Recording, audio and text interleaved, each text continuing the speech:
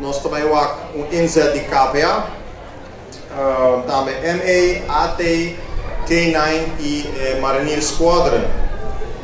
Dus we zijn 4 anos, tinha open dag getroffen na Marinheerskazerne. Só que sempre tem atividade, hoop cidadãos para visitar. No passado tem 20.000, 30.000 gente para visitar e agora também estamos esperando uma quantidade grande de pessoas.